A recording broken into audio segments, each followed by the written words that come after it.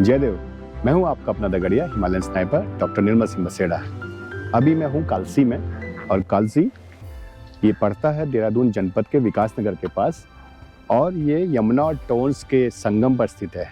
और इस कालसी शिलालेख की हम बात करें तो ये अशोक का जो शिलालेख है 14 बेहतर शिलालेखों में से एक है।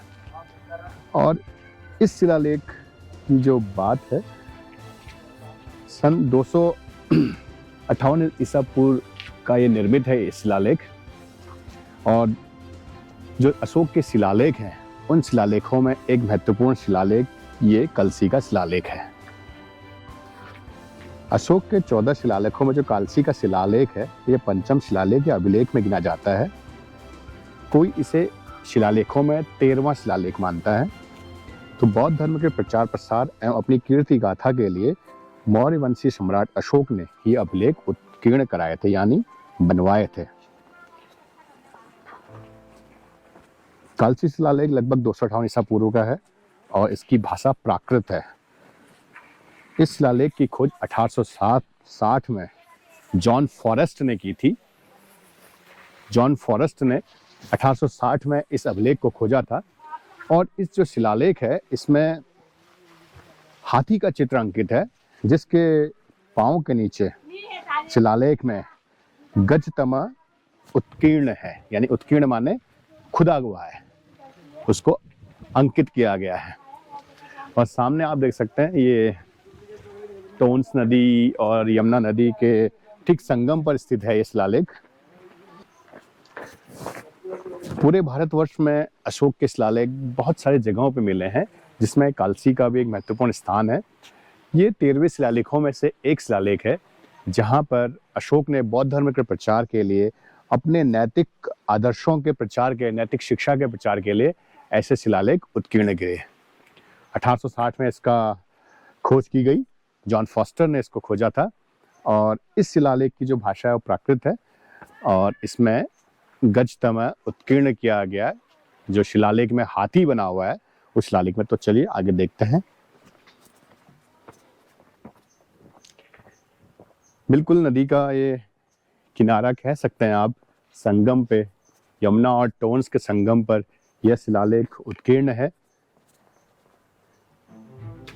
हालांकि इसको पुरातत्व विभाग द्वारा संरक्षित किया गया है, लेकिन जो ब्राह्मी लिपि में इस पे लिखा गया था वो इस पत्थर पे वो बहुत अब हल्का सा हो गया। आप देख सकते हैं कुछ कुछ प्राकृत लिपि के अवशेष यहाँ पे लिखे गए हैं कि कुछ कुछ भाषा में जो उसके अशोक ने अपनी प्रजा के लिए जो नैतिक, या कह सकते हैं कि जो आदेश उसमें लिखे गए थे वो आदेश यहाँ पे ब्राह्मी भाषा में लिखे गए हैं। आप देख सकते हैं यहाँ पे ब्राह्मी भाषा में कि कुछ आदेश लिखे गए हैं और इसको पूरा संरक्षित किया गया है।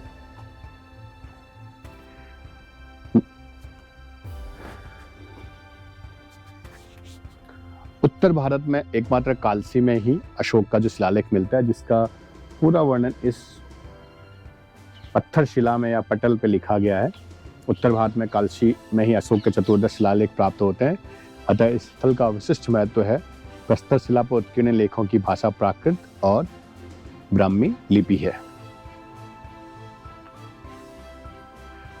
बहुत खूबसूरत और शांत सा ये क्षेत्र है। बिल्कुल यहाँ से कह सकते हैं एक हिसाब से जो चक्राता का क्षेत्र है वो यहाँ से प्रारंभ होता है और ये विकासनगर से तकरीबन 20 किलोमीटर दूर है ये इलाका। सामने टोंस नदी आप देख सकते हैं, टोंस नदी यहाँ पे बहते हुए, टोंस और यमुना के संगम पर ये खूबसूरत सा रॉक एडिक्ट अशोक का शिलालेख यहाँ पर स्थित है। अगर आप देहरादून की यात्रा कर रहे हैं और आपके पास समय है तो आप समय निकाल के जरूर यहाँ पे आइए और अपने इतिहास को देखिए, क्योंकि जो मौर्य काल था वो प्राचीन इतिहास में एक स्वर्ण युग की तरह था और सबसे बड़ा साम्राज्य था अशोक का। और अशोक के साम्राज्य में अशोक के जो शिलालेख हैं, जो अभिलेख हैं, जो पूरे भारतवर्ष में आपको मिलते हैं, उसमें ये कलसी का शिलालेख एक महत्वपूर्ण जगह है। और इस शिलालेख में अशोक ने अहिंसा के लिए प्रतिष्ठा युद्ध के प्रत्याग को दर्शाती हैं। कुछ नीतियों की घोषणा करी, जैसे आत्मसंयम, मन की शुद्धता, कृतज्ञता, माता पिता की सेवा, ब्राह्मण और सन्यासियों को ध्यान, वो सब कुछ अशोक ने इस शिलालेख में ब्राह्मी लिपि में लिखा गया है, क्योंकि उस समय जो लोगों का बोलचाल की भाषा थी प्राकृत और जो लिपि थी वो ब्राह्मी थी, इसलिए इस शिलालेख में ब्राह्मी लिपि में लिखा गया है।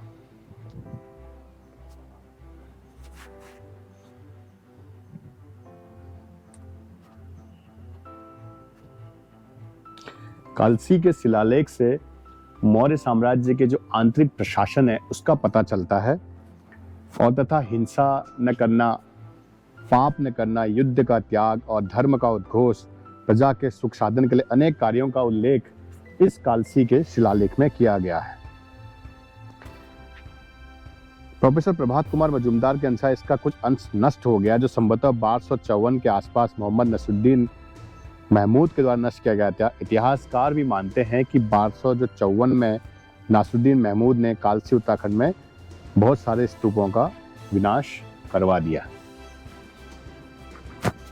ये हमारे इतिहास की ऐसी धरोहर है जिसे हमें देखना चाहिए, जानना चाहिए, और उससे शिलालेख में उस दौर का कैसा इतिहास था, क्या प्रशासन था, क्या राजा सोचते थे, और खासकर ये जो शिलालेख हैं कहीं न कहीं उनके सीमाओं का सीमांकन भी हम एक प्रकार से देख सकते हैं कि यहाँ तक अशोक का जो साम्राज्य था वो फैला हुआ था, और मौर्य साम्राज्य जो कि बहुत ही विस्तृत क्षेत्र में फैला था उसका डिमार्केशन भी ये शिलालेख करते हैं। तो आज की यात्रा यहीं तक। मैं आपका अपना दगड़िया हिमालयन स्नाइपर, बने रहिए मेरे साथ ऐसे ही इतिहास के कई अंशों पहलुओं को समेटने और जानने की। तो आपका अपना दगड़िया Himalayan sniper doctor Nirmal Singh वसेड़ा, दगड़ियो भले रहिया।